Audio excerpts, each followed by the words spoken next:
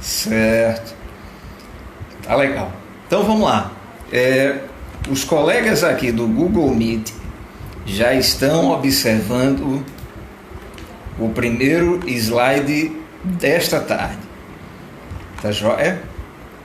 E aí o que é que acontece? O título, boa tarde, Fernanda. O título do nosso estudo, ele resumidamente é esse que vocês estão vendo: a marca e o número do papado. Tá certo? Estamos terminando o capítulo 14 do grande livro do Apocalipse. E se a gente for recapitular, veja, a gente começou esse estudo em meados ali do final de abril, início de maio. Joia, boa tarde, Fernanda, boa tarde, a amiga Edivânia Hollenberg. E o que é que acontece? Desde os primeiros versículos, a gente pôde observar como o capítulo 14, ele resume a mensagem do livro do Apocalipse. É uma miniatura do livro do Apocalipse. E o Apocalipse, por sua vez, é uma miniatura de toda a Bíblia. Tá certo? E ali a gente já estudou um pouco sobre os 144.000. A gente já estudou a primeira mensagem angélica. A gente estudou a segunda e nós estamos estudando a terceira. Na tarde de hoje, nós iremos procurar responder essas perguntas. O que é a marca da besta? Será que é um chip, como boa parte do mundo evangélico acredita? E o número da besta? Como que a gente consegue entender esses símbolos? Tá certo? A gente sabe que essas expressões marca da besta, número da besta, são expressões simbólicas, mas que Deus colocou para o seu povo. Eu digo, aquele povo que tem interesse, não é assim? Aquele povo que não vai olhar para os símbolos, achar tudo muito complicado e deixar para lá.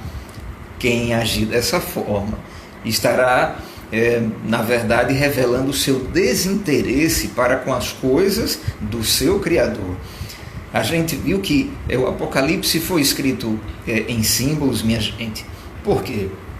Porque os inimigos de Deus, que são os inimigos do povo dele, se Deus revelasse tudo assim às claras, sem enigmas, a Bíblia não existiria. Ontem a gente esteve estudando o capítulo 11 com outro grupo de colegas, lá da amiga Renata, e ali a gente pôde observar como o capítulo 11 ele exalta a Bíblia.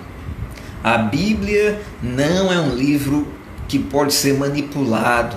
Ele não foi alterado por igrejas, por lideranças, não.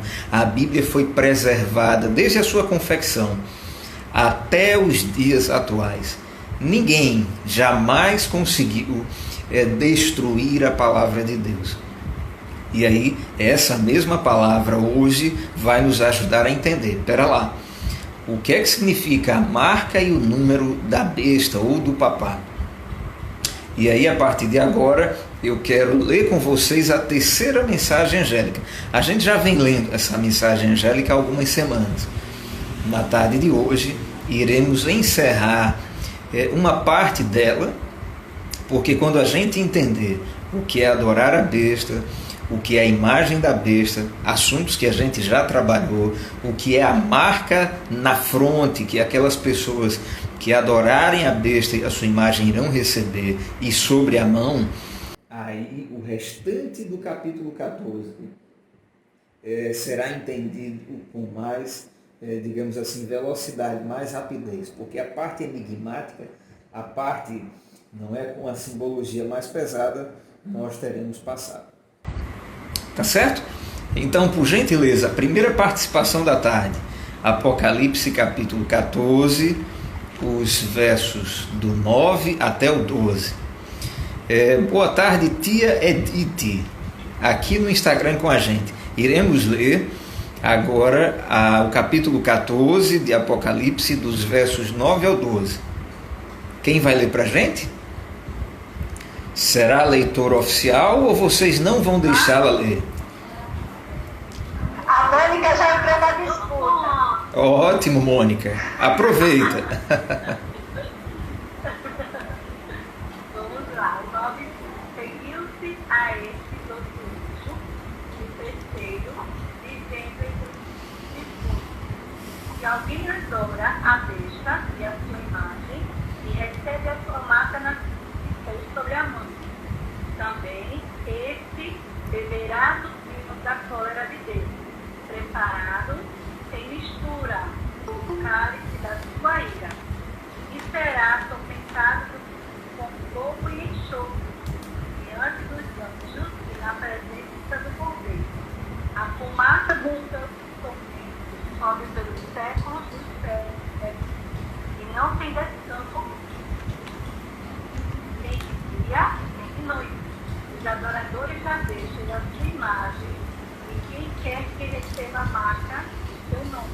Aqui está a perseverança que guarda os mandamentos de Deus e a fé em Jesus. Joia, Mônica, obrigado. Vamos receber aqui o nosso amigo Evaldo. Boa tarde, amigo Evaldo. Ele que está lá em Pernambuco por essas horas, né? Maravilha. Ok, pessoal. Deise Márcia, boa tarde. A gente vem enfatizando a terceira mensagem angélica. Por quê? Porque, vejam, ela é o desfecho, ela é a última das mensagens. É o Evangelho eterno em sua fase, digamos, última, não é? Deus, ele tem um Evangelho. Aqueles que estudam, aqueles que amam a Deus, aqueles que se preocupam com o que Ele revelou, por essas horas, nesses tempos, estão preocupados em entender o Apocalipse. Por quê?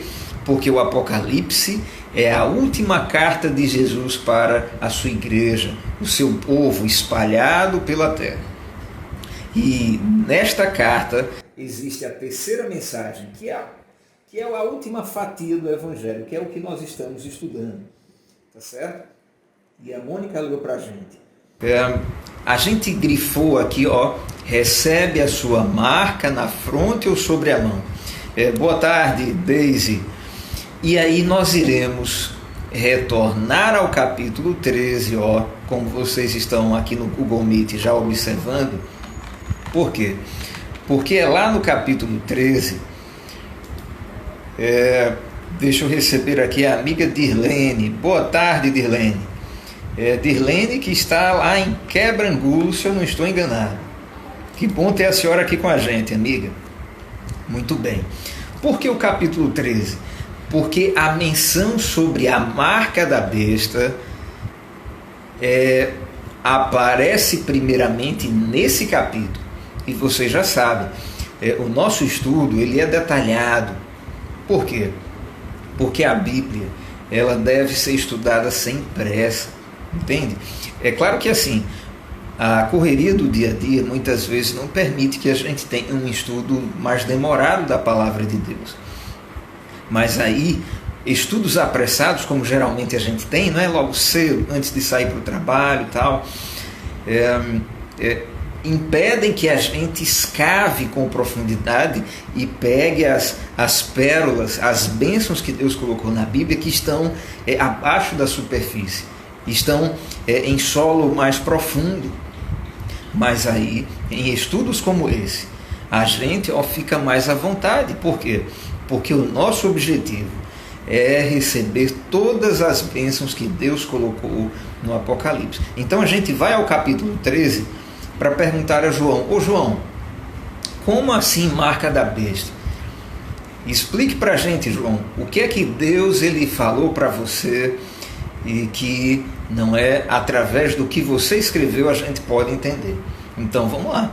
Apocalipse capítulo 13, a gente usou os versos do 11 ao 15 para a gente entender quem que era a besta da terra. Naquele episódio, a gente viu, pessoal, que a besta da terra possivelmente será os Estados Unidos quando eles se aliarem, não é, ao papado. Boa tarde, Tonho. O Tonho está aqui com a gente.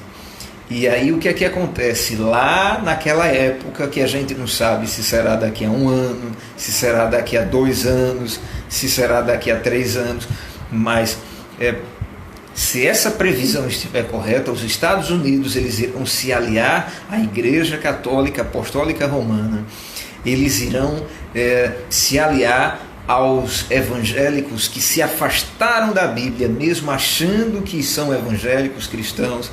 E aí, meus amigos, vai sobrar para aqueles que perseveram, não é, em obedecer aos mandamentos de Deus e em ter uma compreensão clara da justificação pela fé, da fé em Jesus, como a gente leu em Apocalipse 14, no verso 12. Boa tarde, Daisy, aqui no Google Meet com a gente. Então vamos lá, mais uma participação, por gentileza.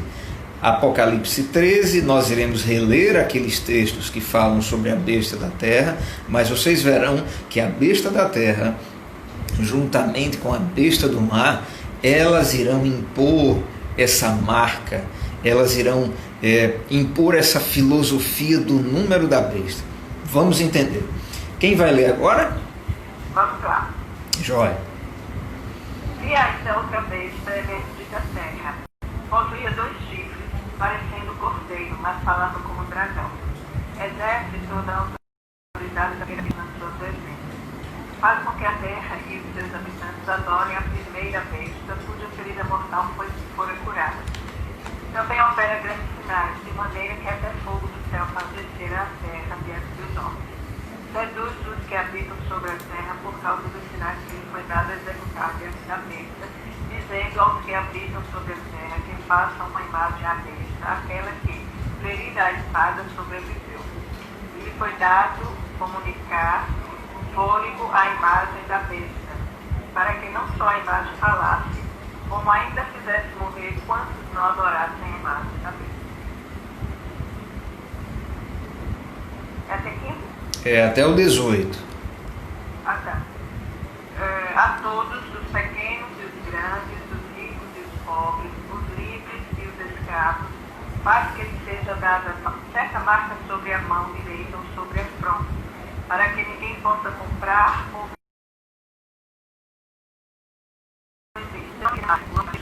do seu nome. Aqui está a sabedoria. Aquele que tem entendimento, calcule o número da besta, pois é número de homem. Ora, esse número é 660. Joia, maravilha. A leitura do capítulo 13, dos versos 11 ao 18 já foi feita. A nossa amiga Cláudia, ela leu para a gente. Agora nós iremos garimpar, iremos minerar, não é, procurar ali entender os significados dos símbolos que a gente ainda não viu. Besta da terra, a primeira besta, a imagem, são elementos que a gente já estudou e estão nos episódios anteriores.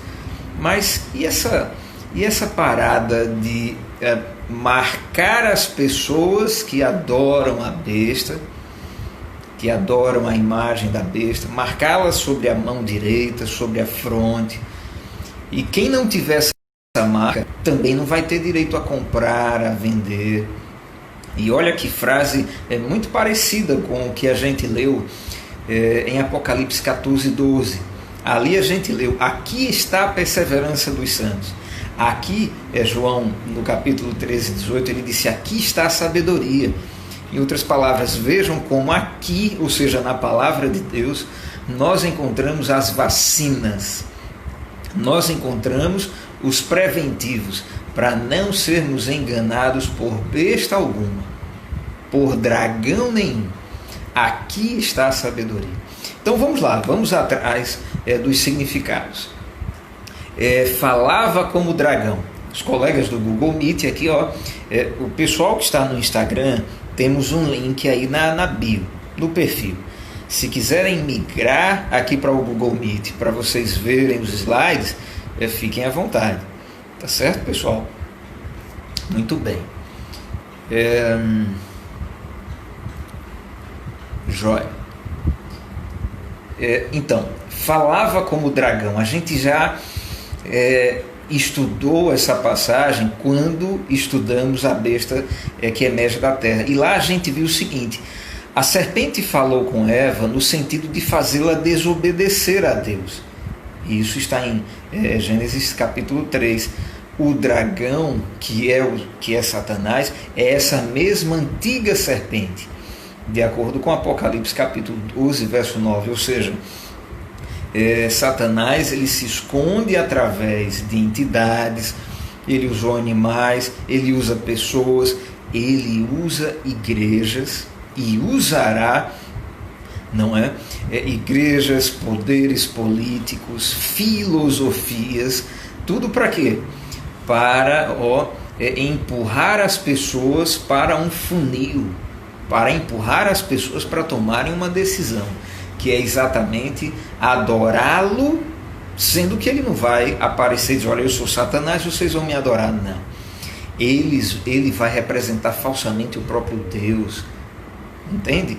Ele se diz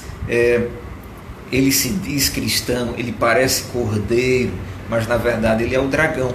E a mesma situação, assim como Satanás, ele apareceu ali a Eva e falou aparentemente, né, como alguém preocupado com a salvação de Eva, com o bem-estar de Eva, mas na verdade ele deu um golpe.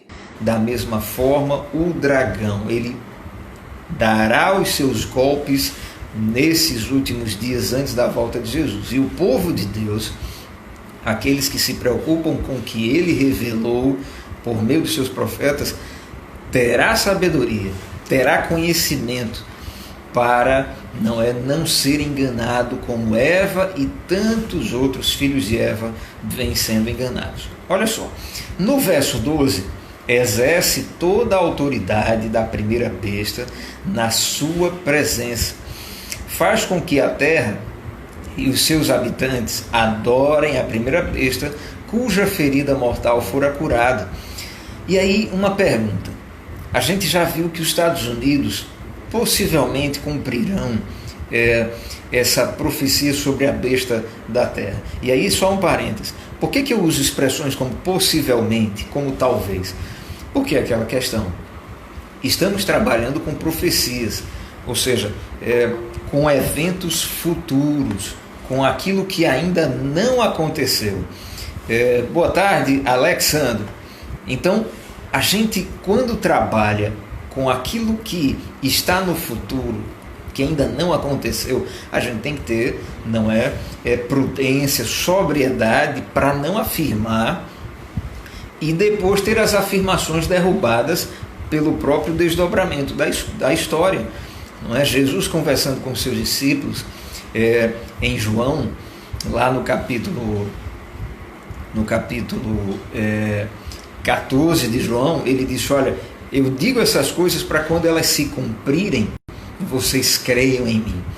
Então até Jesus, quando se trata de profecias para o futuro, predição dos tempos, Jesus diz assim: olha, quando se cumprir, aí você vai perceber que eu já havia predito.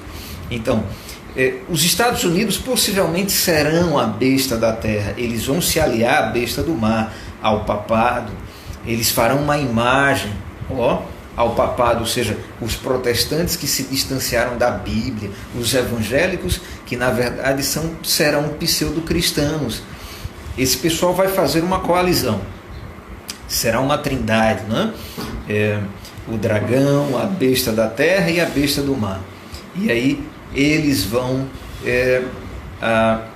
usar a autoridade do dragão para impor as suas filosofias. E aí vem a pergunta: os Estados Unidos, eles irão contribuir para a cura do papado usando a mesma autoridade que o dragão deu ao papado, ou seja, proliferar sua influência?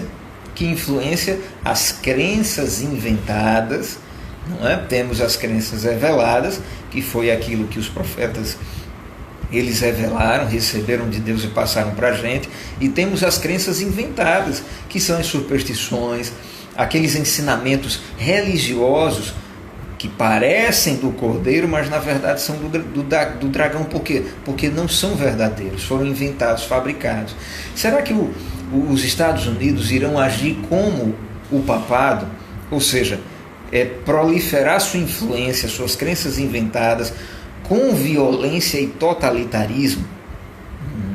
Ou seja, os evangélicos lá dos Estados Unidos, os católicos lá dos Estados Unidos, eles serão empurrados pela sua liderança a agirem como a Igreja Católica agiu lá no período medieval, né? Na Idade Escura, com violência. Quem discordava dela era herege e ia para a fogueira.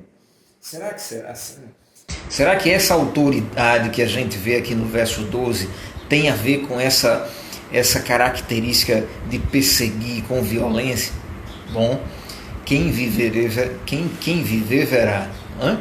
Aí no verso 13, também opera grandes sinais, de maneira que até fogo do céu faz descer a terra diante dos homens. Olha só, fogo do céu. Isso nos lembra o que, pessoal? Isso nos lembra o profeta Elias, não é? Lá no segundo livro dos Reis, Elias, ele foi perseguido por Acabe, aquele rei que não era temente a Deus, que não adorava a Deus, ele e a sua esposa Jezabel. Vocês devem conhecer a história. E Acabe enviou uma guarnição de soldados para prender Elias. E Elias disse: olha, se eu sou homem de Deus, vai cair fogo do céu e vai queimar os seus soldados. Por 2 vezes aconteceu. Elias falou, o fogo caiu e exterminou aqueles soldados. Na 3ª vez que o capitão, ele foi humilde e disse: por favor, meu senhor, não destrua os meus soldados. E aí Elias, vendo aquela humildade daquele soldado, porque ele estava a serviço do rei, ele atendeu. Então a pergunta é: será que os evangélicos dos Estados Unidos irão imitar Elias? Como que eles vão fazer fogo cair do céu? Será que eles irão imitar o poder do Espírito Santo lá em Atos capítulo 2? Vocês se lembram? Lá nos primeiros versículos de Atos capítulo 2, o que é que acontece, minha gente? A gente vê ali o Espírito do Senhor derramando o seu poder no Pentecostes. Não foi assim? E a Bíblia diz que umas línguas de fogo apareceram sobre a cabeça ali dos discípulos que estavam seguindo o que Jesus havia ordenado a eles, eles ficaram juntos, não é? Ali aguardando a descida do Espírito Santo, e o Espírito Santo veio. Será que os Estados Unidos eles vão, por meio dos evangélicos, eles vão criar um neopentecostalismo e até fogo eles vão fazer descer do céu? Eles são chamados de falso profeta em Apocalipse. A gente vê isso no capítulo 16, no verso 13, e no capítulo 19, no verso 20. Ou seja, os evangélicos do futuro, tá certo? Lá nos Estados Unidos, eles são chamados aqui na Bíblia de falsos profetas, juntamente com os Estados Unidos. Aí vem a pergunta: será que eles irão receber o falso Cristo? Porque em Mateus 24, verso 14, Jesus ele escreveu assim: boa tarde, Lara. Jesus ele disse: olha, aparecerão falsos profetas, falsos cristos. Não é que se o tempo não fosse encurtado, abreviado, até aqueles que estavam salvos poderiam se perder. E aí vem a pergunta: será que esse pessoal lá no futuro próximo, nos Estados Unidos, esses falsos cristãos evangélicos, eles juntamente com o poder político dos Estados Unidos, eles irão receber um falso Cristo? E será que o dragão ele representaria Jesus Cristo para enganar aqueles que já vêm sendo enganados por não estudarem a Bíblia, por não serem cristãos ativos, atentos, antenados às profecias que vacinam o cristão contra o dragão, contra os falsos ensinamentos, as crenças inventadas? É aquela questão: se Satanás se disfarçar de Jesus e aparecer para aqueles que seguem falsos ensinos, não vai ser difícil ele arregimentar, arrebatar esse pessoal. Não é por quê? Porque eles não sabem discernir, eles não estão aproveitando o tempo para estudar aquilo que foi revelado. Boa tarde, Tonho, cidade de Quebrangulo, que maravilha, muito bem. Tá certo, pessoal? Por outro lado, observe, aqueles que seguem a Jesus, ou seja, se negam, tomam a cruz e o seguem seus profetas, seguem o que está escrito na Bíblia. Esse pessoal é difícil para Satanás enganar. Por quê? Aqui está a sabedoria, diz o Apocalipse, aqui está a perseverança dos santos. Perseverar na Bíblia, perseverar naquilo que foi revelado, é a vacina que Deus colocou para a gente, para nós vencermos o dragão. Boa tarde, Mateus, aqui no Google Meet com a gente. Pois bem, boa tarde, Dalva, a irmã Dalva aqui com a gente. Seja bem-vinda, querida. Dalva entrou no meio. Isso. Olha, muito bem, Dalva. Muito bem. Seja bem-vinda, Dalvinha. Legal, bacana. Dalva, seja bem-vinda. Então podemos continuar. Vocês estão vendo aí no celular de vocês. De repente, quem quiser colocá-lo assim na posição horizontal, pessoal, de repente a tela fica cheia com o slide. Tá joia? Deem uma olhadinha aí e vejam qual a melhor posição para vocês. Mas estamos apresentando exatamente aquela tela antes da parada, tá? Pois bem, lá no versículo, deixe-me ver, lá no versículo 14 do Apocalipse capítulo 13, nós lemos algo também que deve despertar, não é, os sentidos espirituais do cristão. Observe, seduz os que habitam,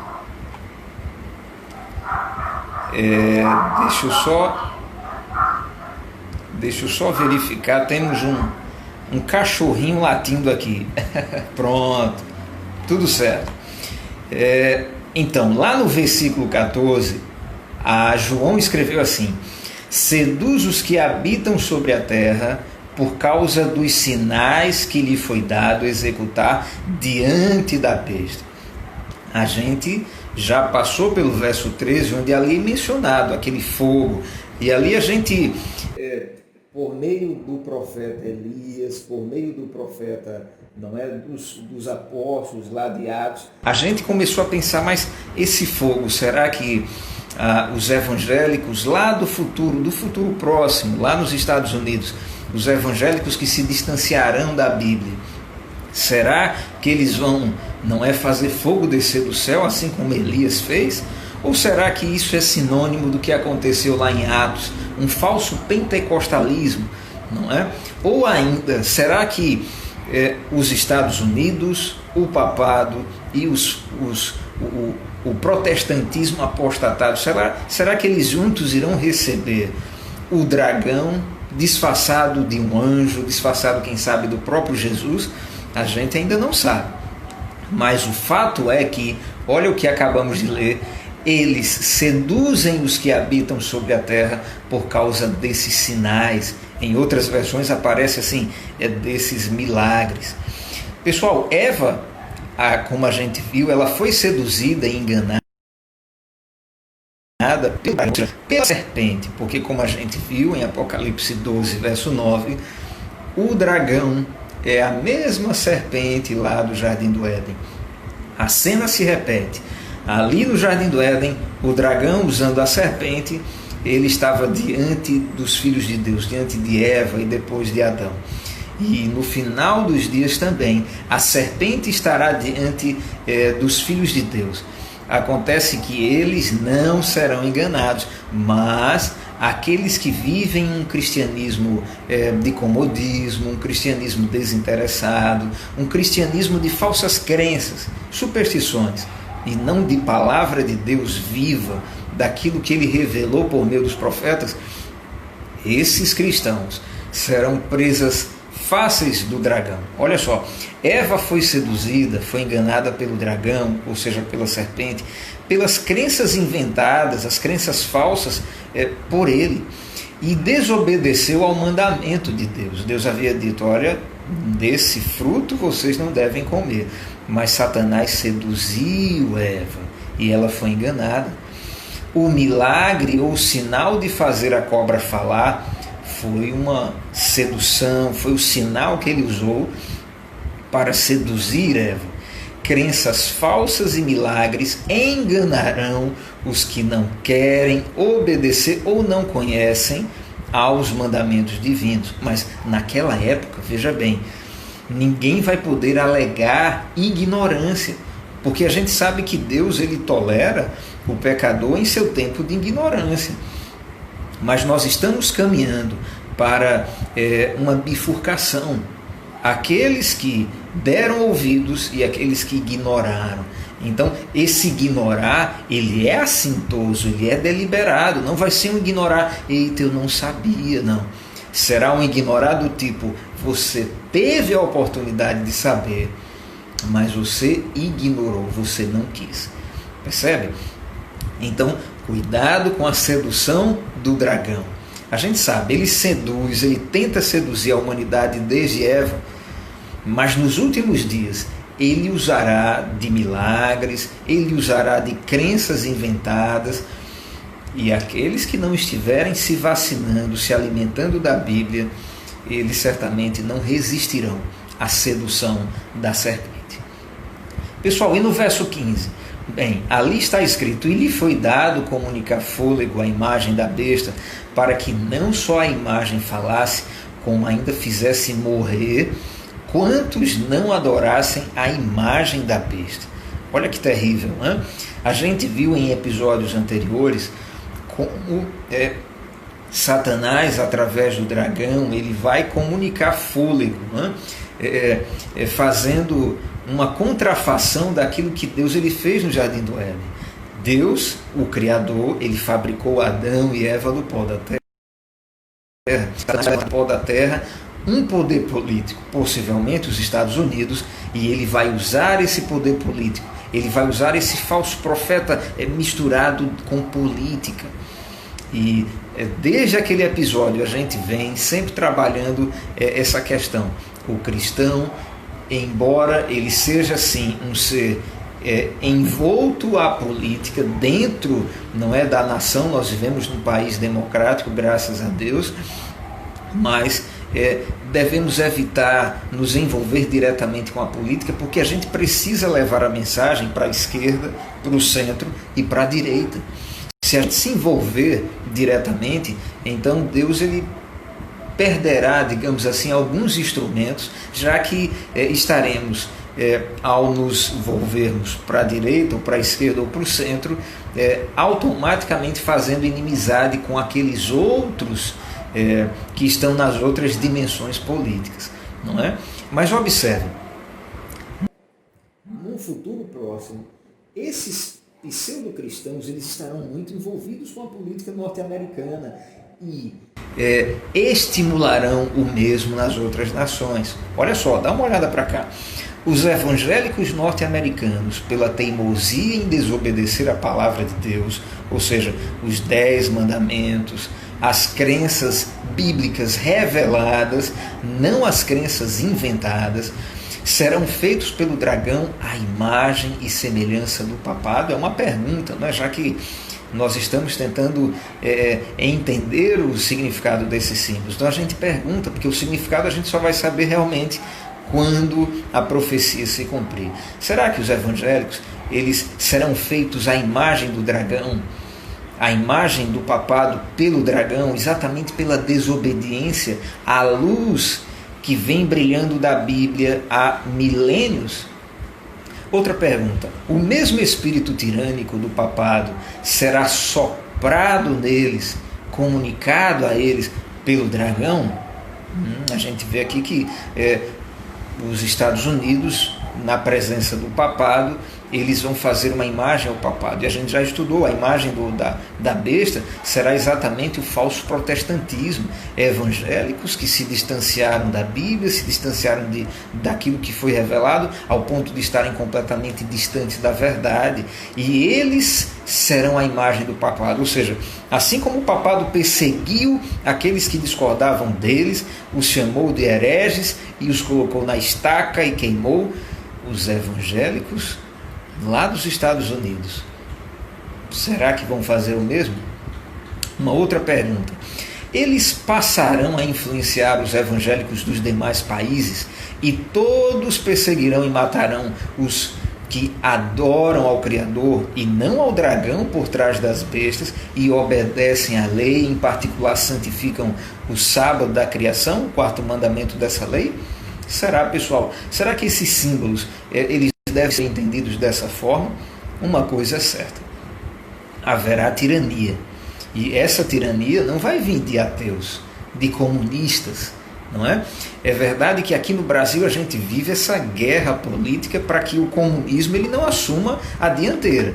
E graças a Deus, não é? Deixa eu receber aqui a amiga Josi. Boa tarde, Josi. Tá certo? E graças a Deus e ao governo que nós elegemos, essa sombra do comunismo está distante. Mas, por outro lado, esse costume de evangélicos e católicos estarem em torno do político, querendo receber dele favores civis, bom, a gente está vendo que isso não vai dar em boa coisa. O cristão, ele deve exercer o seu direito de cidadão, mas, acima de tudo, o direito de cidadão da nova terra. Somos chamados para ser missionários. Esse dever, não é? Essa missão, ela não pode ser ofuscada por nenhuma sedução política que políticos, prefeitos, vereadores, deputados estaduais, federais, senadores e presidente, porventura, ofereçam aos cristãos. E o que mais, pessoal? E aí a gente já vai começar a trabalhar diretamente os textos que falam sobre a marca da besta e o número dela. Vamos lá. No verso 15, a nossa amiga Claudineide, ela leu assim: não só a imagem falasse, como ainda fizesse morrer quantos não adorassem a imagem da besta. Boa tarde, Aldo Júnior e Ed Egna, aqui com a gente pelo Instagram. Pessoal, isso já aconteceu no passado.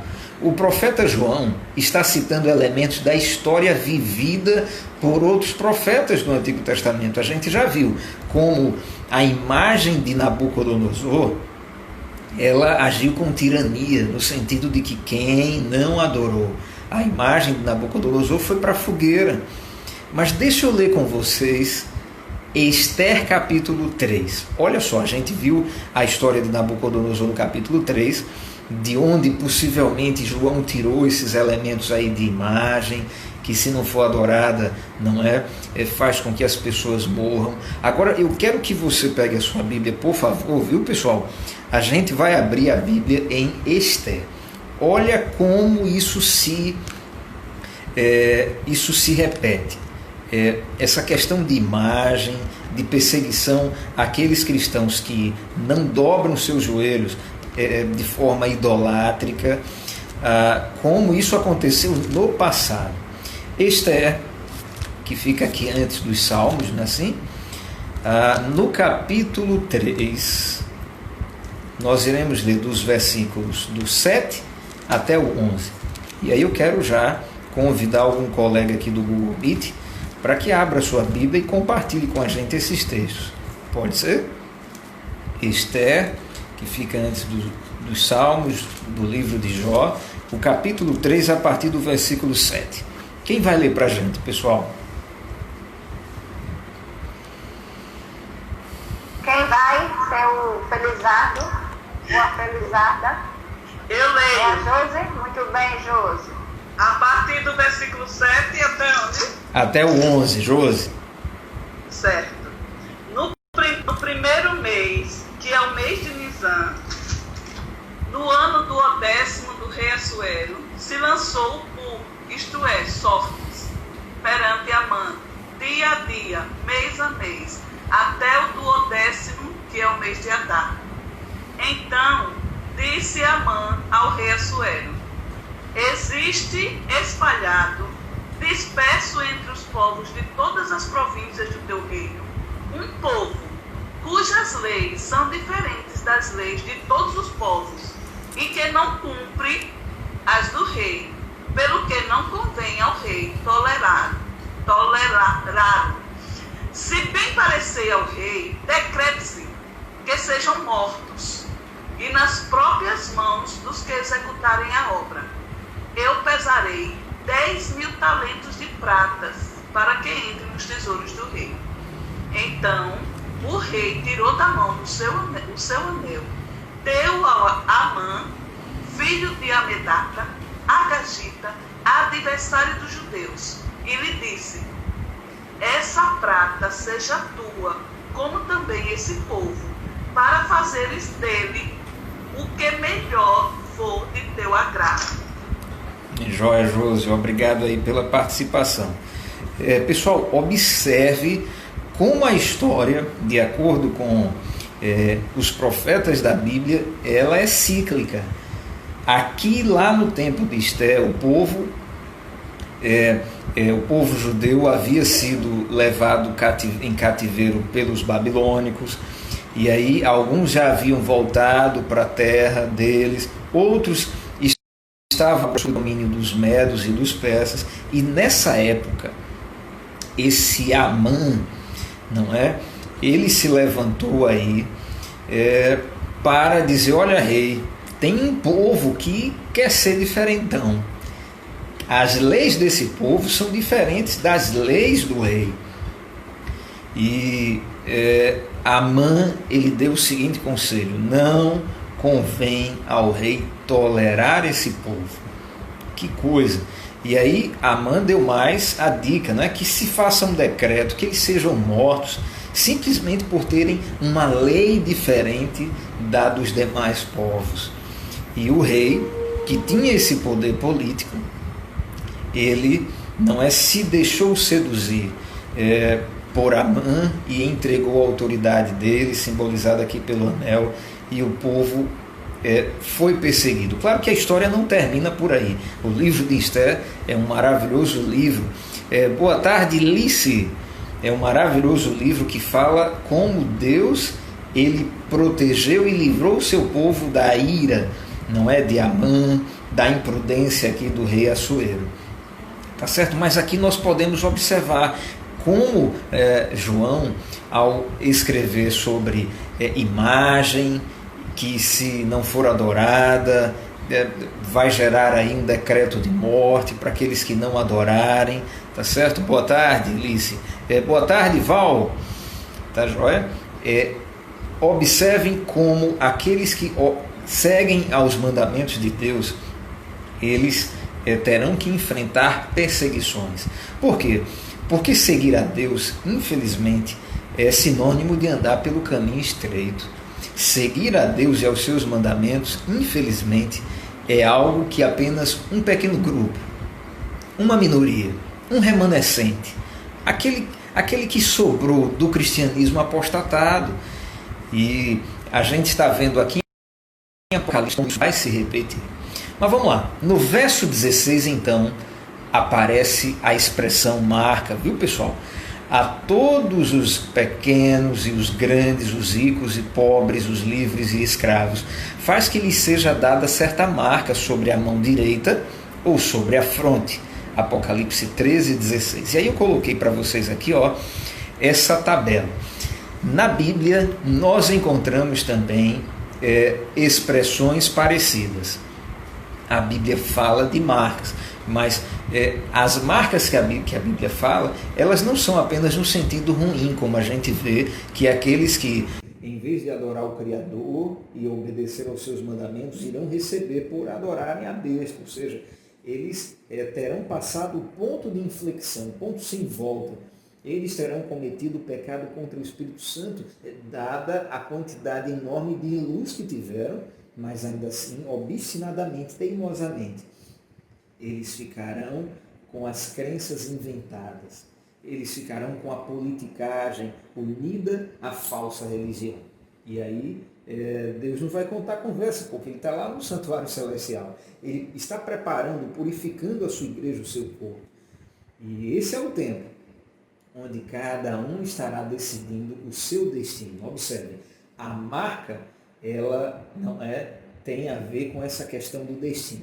Mas vamos dar uma passeada nos profetas, porque vocês sabem, estudar a Bíblia é algo que tem a ver com um profeta derramar luz sobre outro profeta. A Bíblia, ela se explica a ela mesma. A gente vai ver Moisés falando sobre marca. Marca na fronte, marca na mão direita, tá certo? Sendo que ele vai falar no sentido positivo, no sentido do bem. Já nós vamos ver os profetas Isaías e Ezequiel também falando sobre uma marca, mas a semelhança de João, eles dão uma conotação negativa, do mal a essa marca. E aí, quando a gente examinar o que esses profetas eles falam sobre marca, a gente vai entender que essa marca da besta tem a ver com o caráter, tem a ver com o comportamento e o futuro destino daqueles que tiveram a oportunidade de aprender do Deus verdadeiro por meio dos seus profetas, mas se recusaram. E que Deus nos ajude, que a gente também faça a nossa parte, para a gente não se encontrar entre eles e receber futuramente o caráter da besta, o comportamento da besta e o destino da besta. Tá certo? Vamos lá. Êxodo capítulo 13, verso 16. Vamos distribuir os textos? Por gentileza. Quem vai ler Êxodo capítulo 13 e o verso 16? E aí um outro colega, Deuteronômio capítulo 6 e verso 9. Eu vou ler isso. Pronto, Êxodo capítulo 13, verso 16. Quem vai ler? Eu vou ler. Tá jóia. Então vamos lá.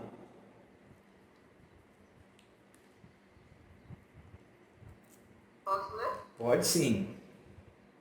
16, né? Isso, 13 e 16.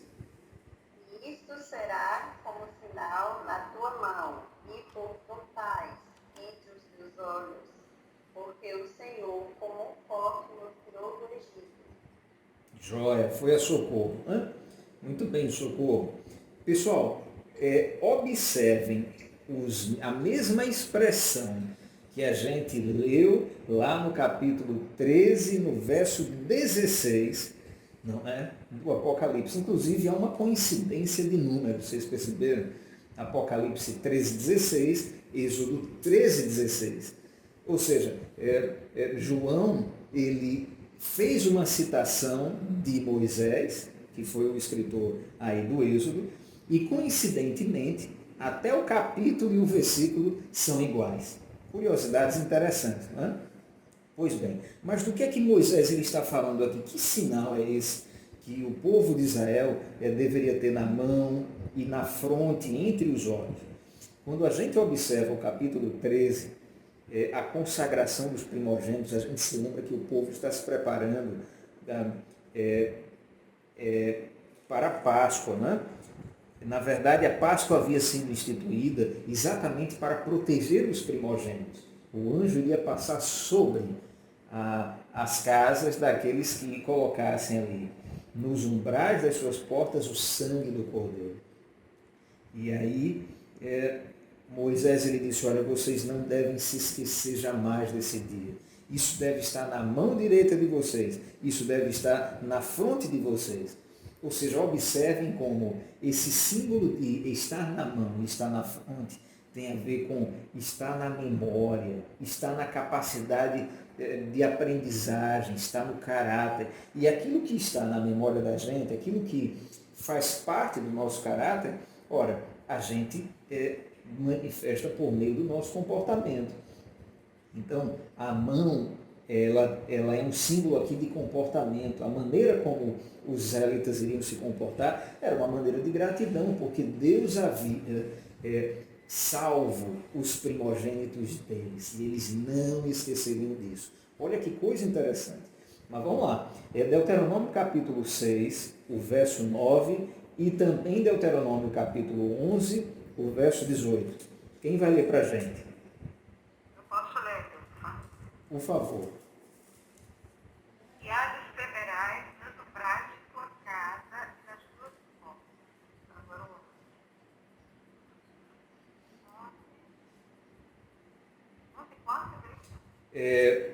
Só repete, por favor, o Deuteronômio 6, o verso 9. 9, diz o seguinte. Aliás, acrescente, por favor, o verso 8. Eu me esqueci de colocar aqui na tabelinha. O 8, na verdade, apenas o 8. Em lugar do 9 é o 8, tá joia? Também as atarás como sinal na tua mão, e te serão por frontal entre os olhos. Joia. Deixa eu receber aqui a Yara Barbosa. Boa tarde, Yara. Seja bem-vinda, tá? Olha só, mais um texto, a irmã Claudineide leu pra gente, que menciona esses detalhes, ó. Sinal na tua mão e serão, por frontal entre os olhos. E aí a gente percebe que o contexto fala exatamente da educação que os pais israelitas deveriam dar para os seus filhos. Quando a gente aprende algo, hoje em dia a gente diz exatamente assim, olha, eu aprendi algo, não é? Eu aprendi, vou praticar. Boa tarde, Mari Mendes. Tá certo? Então a gente usa essa expressão. Mas aqui no Antigo Testamento, a expressão sinônima a aprender é exatamente colocar na mão e na fronte. Por quê? Porque isso era um símbolo de aprendizagem. Isso é um símbolo de que o caráter estava sendo formado exatamente por aquilo que as pessoas estavam aprendendo. Agora vamos até Deuteronômio, o capítulo 11 e o verso 18. Quem vai ler esse para a gente?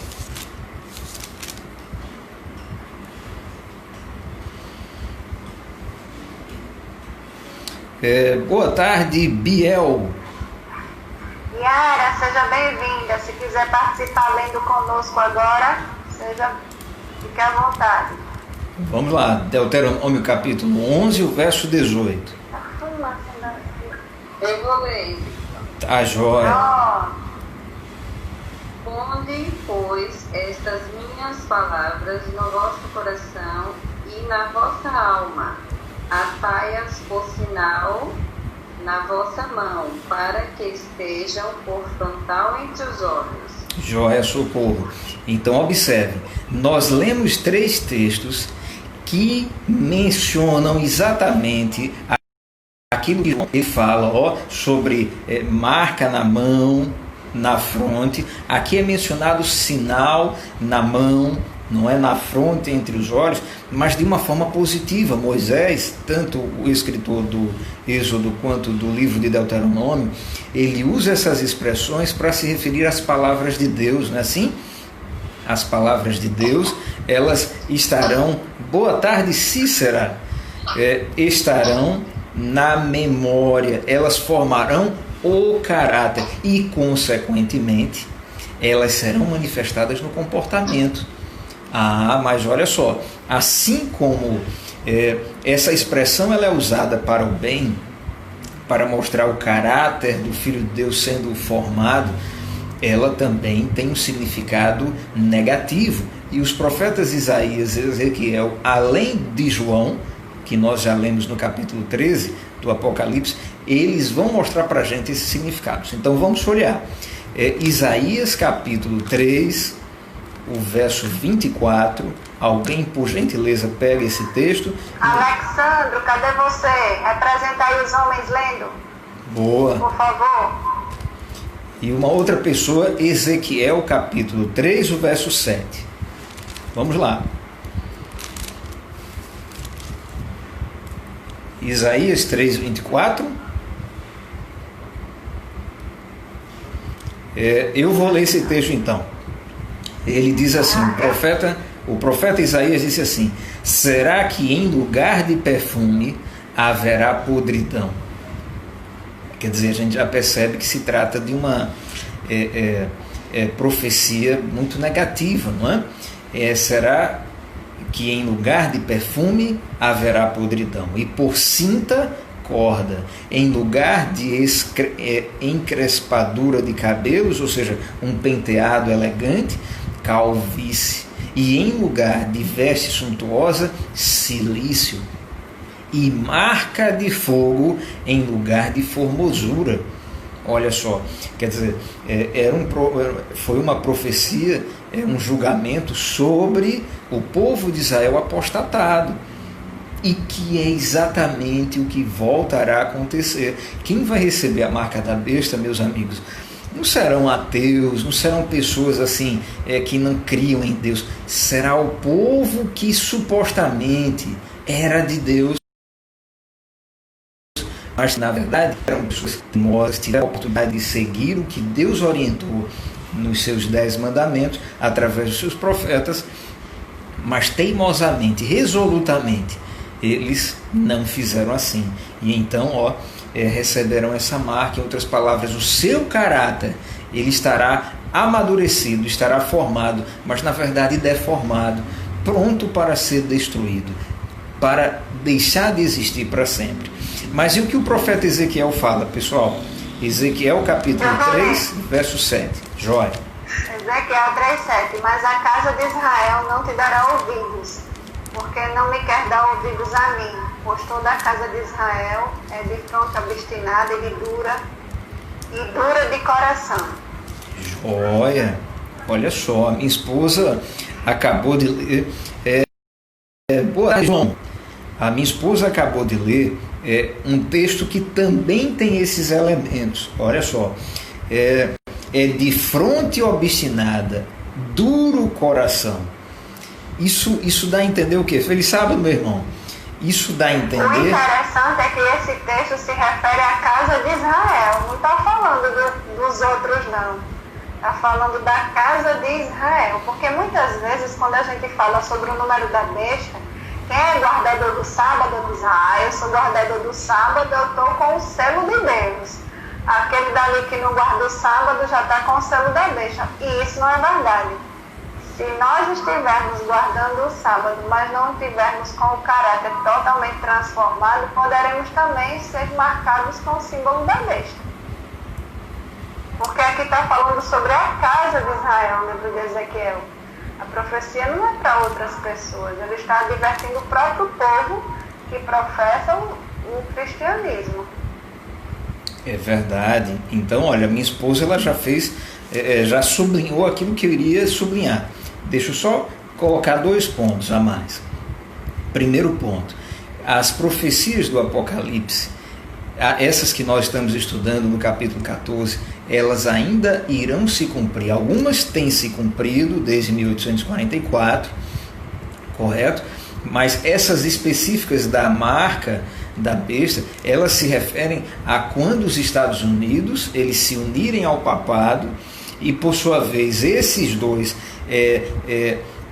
criarem ali uma semelhança, não é, no povo evangélico apostatado, o falso protestantismo. E então esses 3 eles irão marcar, não é, aqueles que adoram a besta. Então isso se refere ao futuro. Quem é evangélico, quem é católico hoje não deve ser associado à marca da besta, até porque Apocalipse 18, verso 4, como a gente já falou em episódios anteriores, ainda irá se cumprir. Deus ele vai dizer: sai dela, povo meu. Dela quem? Da grande cidade de Babilônia. A gente já estudou Babilônia. É a mulher infiel, é aquela igreja que professa ser fiel a Jesus Cristo, mas na verdade ela é desleal, ela é adúltera, ela é prostituta. E as pessoas com os mensageiros, o primeiro mensageiro, o segundo mensageiro e este terceiro que estamos estudando, celeremente levando essa mensagem, muitas pessoas sairão dessas igrejas católicas, igrejas evangélicas, igrejas que ensinam crenças inventadas e fabricadas por homens. E então aí sim haverá a marca da besta. Tá certo? E o segundo ponto, observem como ter marca na fronte é sinônimo, não é? É sinônimo que ele está pendendo para um lado. no caso de Israel, o povo de Israel pendia para a dureza de coração, não é para a rebeldia. Ele diz, olha, não me quer dar ouvidos a mim. Que coisa terrível, como que você pode ser povo de Deus e não dar ouvidos ao seu Deus? Isso aconteceu com Israel, isso voltará a acontecer com o cristianismo imediatamente antes da volta de Jesus. Portanto, já temos elementos para a gente perceber que caráter é igual a comportamento, que é igual a destino. E a gente colocou aqui, no final do estudo, uma comparação interessante. Vocês se lembram da história de Caim? Em Gênesis 4, no capítulo 4, no verso 15, e pôs o Senhor um sinal em Caim, para que o não ferisse de morte quem quer que o encontrasse. Caim era um transgressor, ele havia transgredido os 10 mandamentos de Deus, ele havia assassinado Abel, seu irmão. E aquele sinal era um sinal de rebeldia, não é? É verdade que Deus colocou aquele sinal para protegê-lo, mas na verdade ele recebeu aquele sinal porque ele foi rebelde.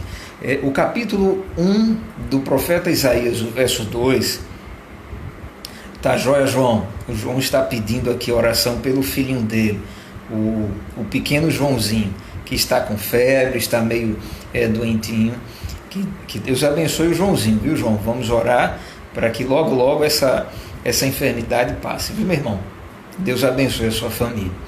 Mas olha só, o profeta Isaías, o capítulo 1, o verso 2, ele disse: ouvi, ó céus, e dá ouvidos, ó terra, porque o Senhor é quem fala.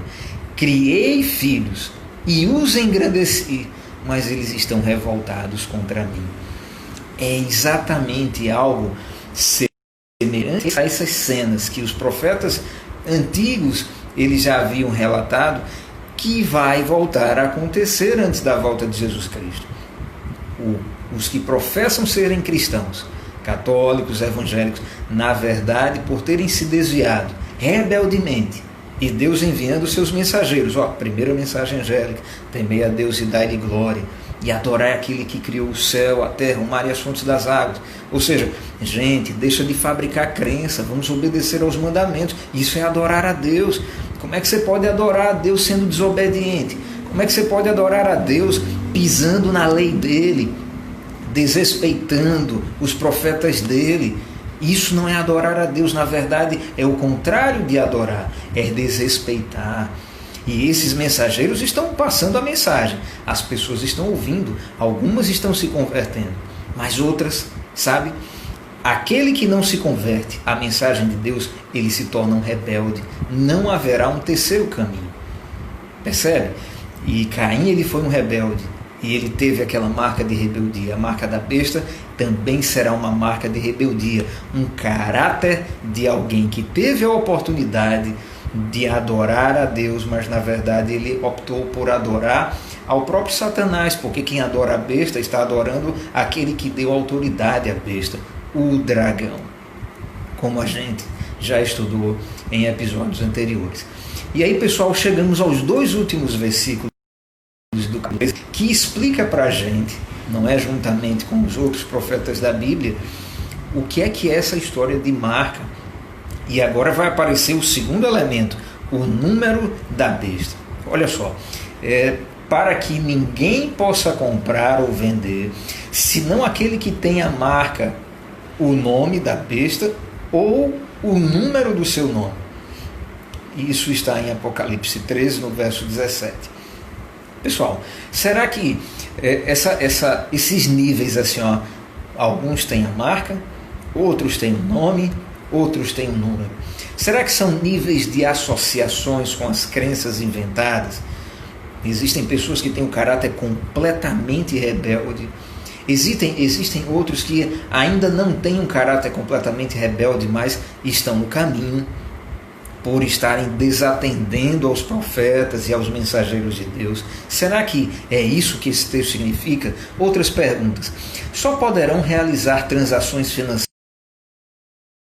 para ter alguma associação com o papado e a sua imagem futura, ou seja, os evangélicos, do futuro, sua marca, ou seja, o caráter rebelde, desobediente às leis de Deus e seu número, quem não tiver qualquer relação com tudo isso será impedido de trabalhar e fazer compras.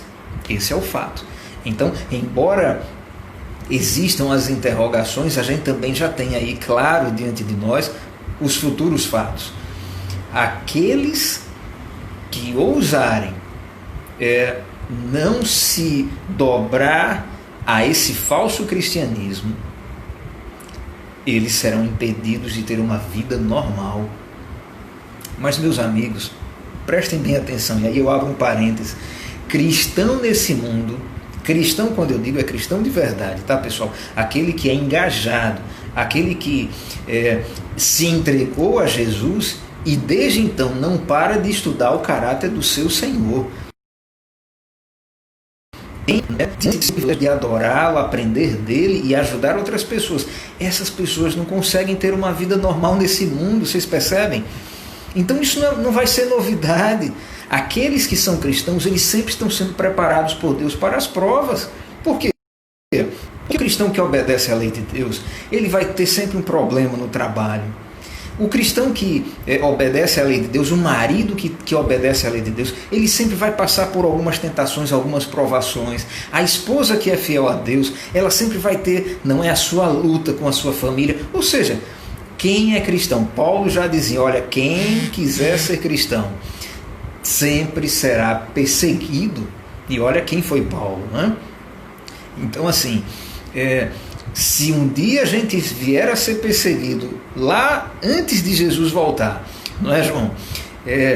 Porque a gente é fiel, ora, mas isso não será novidade. Agora, presta atenção, e aí eu vou falar num tom sério. E aqueles cristãos que só vivem de Netflix, de seriados, maratonando, não é, séries, aqueles cristãos que não têm conhecimento da Bíblia e nem demonstram interesse nisso, aqueles cristãos que quando são apertados, a fé deles murcha, quando são provados, eles na verdade se rebelam e ficam chateados até com Deus.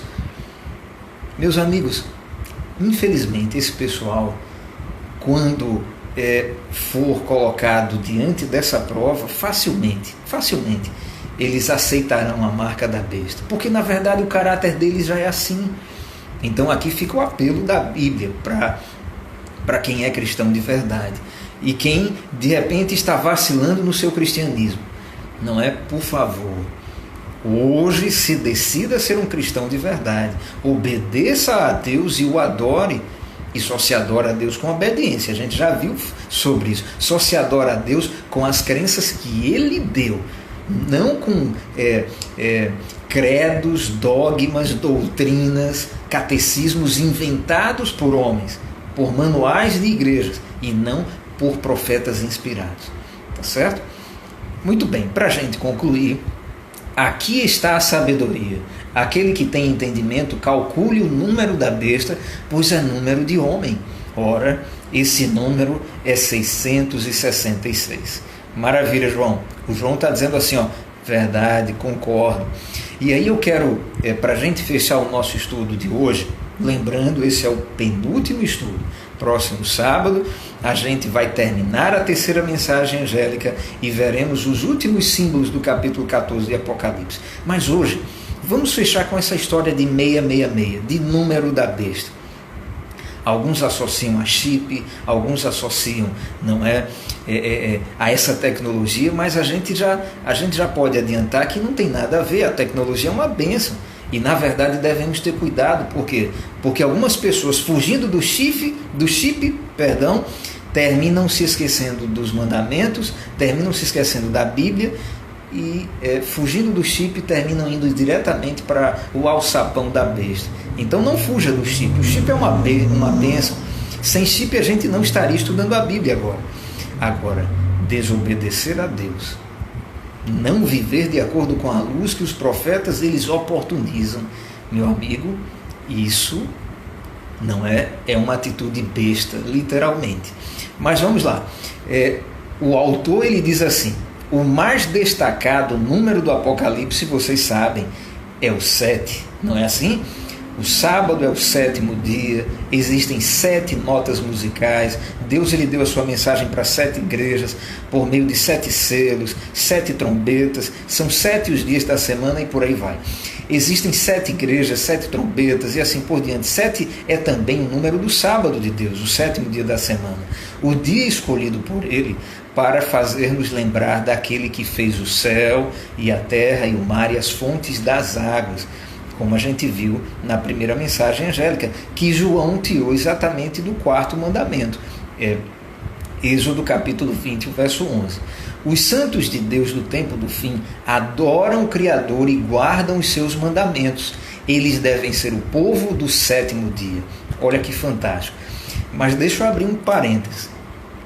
Quando o autor ele diz assim, devem ser o povo do 7º dia, veja, mais do que está matriculado numa igreja que professa guardar o 7º dia, ele está falando é um povo que conhece o sábado, que sabe que o sábado deve ser guardado de um pôr do sol ao outro pôr do sol, o número da perfeição, né, João?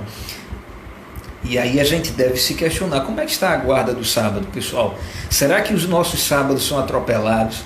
Será que dá a noite e a noite da sexta, já sábado, e a gente ainda nem se preparou para receber Jesus e o sábado? E você que está acompanhando a gente, você já conhece por que o sábado ele é tão importante? A gente já estudou um pouco sobre isso. Veja, ninguém é salvo por causa do sábado. Não foi o sábado que morreu na cruz pela gente. Ninguém é salvo obedecendo a mandamentos. Mas veja, quem é salvo para mostrar, não é, de que lado está. Quem é salvo para adorar a Deus exemplarmente, dando testemunho. A gente é salvo para obedecer, embora a gente não obedeça para ser salvo. E o sábado ele faz parte desse mandamento. O sábado faz parte de Deus, ele faz parte da Bíblia. As igrejas evangélicas, juntamente com a igreja católica, têm pisado o sábado. Portanto, eles não podem em sã consciência alegar que são filhos obedientes, claro, enquanto a luz estiver sobre eles. Quando a luz estiver sobre eles, o que é que acontece? Eles serão responsabilizados, mas para isso os mensageiros têm que divulgar, têm que semear, têm que dizer, meu amigo, eu guardo o sábado. Eu guardo o sábado porque está na lei de Deus. Se eu for tirar o sábado, então eu vou tirar todos os 10 mandamentos. E essa mensagem irá responsabilizar quem a ouvir. Quem ouvir a mensagem e atender, ótimo. Quem ouvir a mensagem e rejeitar, cuidado, por quê? Porque é um sério candidato a receber a marca de rebeldia da besta. Porque quer ser filho de Deus, quer adorar a Deus, professa ser cristão, mas é desobediente, é rebelde, não quer obedecer aos mandamentos de Deus. E aí a gente volta para o slide. Vamos lá. O autor ele ainda diz mais, pessoal. Assim, 7 é um número de honra a Deus. O número 666 é um número de homem. Vocês sabem, Adão e Eva foram criados em que dia? No 6º dia. Olha o número 6 aí. O grego original pode ser apropriadamente traduzido como o número de um homem, ou como o número do homem, ou o número da humanidade. O 6º dia, sexta-feira, é o dia em que o homem foi criado. Porventura seria o caso de o número 666 representar com o seu triplo 6 o homem que focaliza a si próprio, a sua própria forma de fazer as coisas e a sua própria criatividade, tal como o rei babilônico Nabucodonosor, exaltando-se em sua própria atividade e desafiando ou negligenciando a verdadeira fonte de toda a criatividade? Então observem, o 666, a gente viu ali, dragão, besta do mar e besta da terra, e agora estamos vendo 666 em vez de vermos o 7. É como se Satanás, já que ele não pode ser adorado, ele não é Deus, ele é criatura, ele faz com que as criaturas adorem criaturas. Ele faz com que as criaturas elas centralizem, elas têm uma religião falsa cujo centro são elas mesmas, as crenças que elas inventaram, de modo que 666 é igual ao antônimo da trindade divina, do 7 da perfeição. E para a gente terminar, 2 parágrafos aqui. Quem não se acostumar a obedecer a Deus findará seus dias como um rebelde. E isso é muito sério, mas é fácil de a gente entender. Porque, veja, se porventura você já se perguntou, você já se pegou preocupado, dizendo assim, meu Deus, será que eu vou aguentar as pressões? Será que eu vou ser Deus, mesmo com o risco da minha própria vida? Deixa eu te fazer uma pergunta. Hoje, o que é que você faz da vida? Você obedece a Deus mesmo diante de pressões? Você é fiel a Deus mesmo diante de tentações? Se sim, meu amigo, o nosso presente, ele dá uma dica de como será o nosso futuro, percebe? Por outro lado, se hoje a gente é negligente, é desobediente, é acomodado, é mundano, ô meu amigo, deixa eu lhe perguntar, o que você acha que você vai ser daqui a 1 ano, 2 anos, 5 anos? Se você não mudar, você vai ser exatamente como é hoje. Então, de novo, quem não se acostumar a obedecer a Deus, findará seus dias como um rebelde. Essa autora é uma professora de história, ela diz assim, 6 é um número legítimo quando ele conduz ao número 7. Não é assim? A gente aprende a contar. 1, 2, 3, 4, 5, 6, e depois do 6 vem o 7. Então 6 é um número legítimo quando ele conduz ao número 7. Representa o homem no alvorecer de sua existência, entrando em celebração com o poder criativo de Deus. A glória da criatura é correta se ela conduzir a glória do Criador. 666, contudo, representa a recusa do homem em avançar para o número 7, de dar glória a Deus como Criador e Redentor. Olha só, representa a fixação do homem em si mesmo, o homem procurando glória em si próprio e em suas próprias criações. Esse número fala da plenitude da criação e do poder criativo sem Deus, a prática da ausência de Deus. Ele demonstra que o homem não regenerado é persistente. Algumas pessoas podem pensar assim, eu não guardo o sábado, mas eu não sou idólatra, eu não exalto a mim mesmo. Meu amigo, preste atenção. Guardar sábado ou guardar qualquer um dos outros mandamentos de Deus, porque não existe mandamento grande nem mandamento pequeno, a lei é uma só, tem a ver com você reconhecer quem é que manda. Quem é o Senhor da sua vida? É verdade, o João, abrindo um parênteses aqui, ele escreveu o seguinte, o seu Irã faleceu no dia de sábado, no seu início eu estava com ele, era um homem de fé, faleceu durante o sábado, tenho certeza da sua salvação. Amém, João, amém. Um dia, pela graça de Deus, nós iremos estudar a Bíblia de novo com o seu Irã, jogar dominó com ele novamente, se Deus permitir. Mas observe, fechando o parênteses, se eu recuso a obedecer à lei do meu Senhor, eu deveria me preocupar com isso. Quem é que está mandando em quem? Obedecer à lei de Deus, não escolher quais mandamentos obedecer. Eu vou obedecer aquele porque é mais fácil. A maioria não guarda o sábado. A maioria do mundo cristão não guarda o sábado. Então para que eu vou guardar? Veja, são argumentos fracos, não são argumentos bíblicos, né?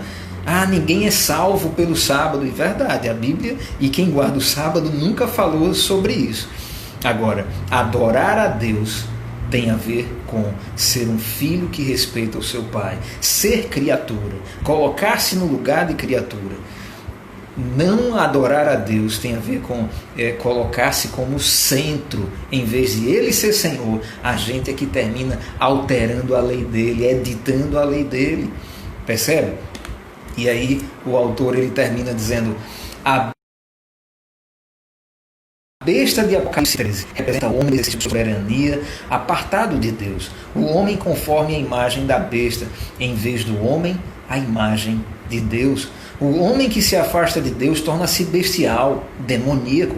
A marca da besta é, portanto, a rejeição da soberania de Deus, o princípio do sábado que foi designado para incentivar o homem a buscar a dignidade, não em si mesmo, não na natureza, mas na comunhão com Deus e na participação do descanso de Deus.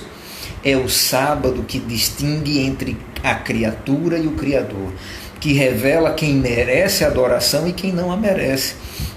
É o sábado que demonstra a soberania de Deus e a dependência do homem. 666, por contraste, é o símbolo da adoração à criatura em lugar do Criador. Sim, claro. Por quê? É importante a gente entender isso de uma vez por todas. Quem foi que disse que o sábado passou? Foi um profeta da Bíblia? Não. Foram homens enviados sem ser de Deus. Ah, então pera lá. Quem é que está mandando na lei de Deus? É o homem. E quem obedece ao homem está, em certo sentido, colocando o homem, a criatura, em lugar do Criador. Jesus Cristo nunca sancionou o fim do sábado. Ele nunca, derrubou a lei de Deus. Muito pelo contrário. Em João, no capítulo 15, no verso 10, ele disse: eu obedeço aos mandamentos do meu Pai. Em João, no capítulo 14, no verso 16, ele disse: se me amais, guardareis os meus mandamentos. Que, na verdade, é uma citação do segundo mandamento da lei de Deus, de Êxodo 20. Essa citação aparece lá: se me amais, guardareis os meus mandamentos. Ou seja, Jesus, ele trabalhou no sábado no sentido de levar a mensagem dele, do evangelho dele, a cura dele para as pessoas no sábado. E o sábado é para a gente fazer o bem. Mateus capítulo 12, verso 12. É lícito fazer o bem no dia de sábado. Mas passar disso, a gente não deve trabalhar. Ganhar dinheiro, a gente não deve ganhar dinheiro. Por quê? Porque o mandamento ainda está de pé. Quem tenta derrubar é a besta. Quem tenta derrubar é o dragão. E, de fato, para muitas pessoas, o dragão ele derrubou o mandamento e elas vão receber a marca da besta. Mas para o remanescente, aqui está a perseverança dos santos. Nós lemos no capítulo 14, no verso 12. Os que guardam os mandamentos de Deus e têm a fé de Jesus. Esse pessoal, eles serão um pessoal craque, tanto na obediência à lei de Deus, quanto no conhecimento de que não somos salvos pela lei, mas pela graça mediante a fé. Então é o pessoal que sabe guardar mandamento, mas também sabe da justificação pela fé. Então, meus amigos, essa mensagem precisa ser vivida pela gente e levada para os outros. E nós terminamos o estudo de hoje dizendo: vista sob este ângulo, a observância compulsória do domingo, desafiadoramente ligada à determinação de adorar a Deus a nosso próprio modo, constitui a marca da besta. A despeito do ministério de Cristo em nosso favor no santo especial, nesses dias do tempo do fim, e dos 10 mandamentos que se encontram a seu lado na arca do testemunho. Quer dizer, Jesus está lá ministrando a sua salvação, a minha salvação, intercedendo pela gente. E diante dele, na arca, existem a lei dos 10 mandamentos, para mostrar que ninguém alterou essa lei. Quem tenta alterar é a criatura. Ter salvo, ele está fazendo esse trabalho pelos seus filhos aqui na terra, pessoal, sendo que esses filhos não obedecem exatamente ao seu Salvador. Como é que pode? Eu estou sendo salvo por um Salvador que eu não obedeço. É exatamente isso que o domingo e o sábado em breve representarão. O domingo, o dia que o papado alterou na lei de Deus, do sábado para o domingo. Claramente aqueles que estudam, que oram, que buscam a Deus serão conduzidos para ter na mente e nas mãos, ou seja, no caráter e no comportamento, o selo de Deus, a obediência, a submissão àquele que é Deus e é Senhor. Por outro lado também, as pessoas que tripudiam, pisam os mandamentos de Deus conscientemente, elas terão um caráter, um comportamento e um destino preparados para os rebeldes. Tá certo?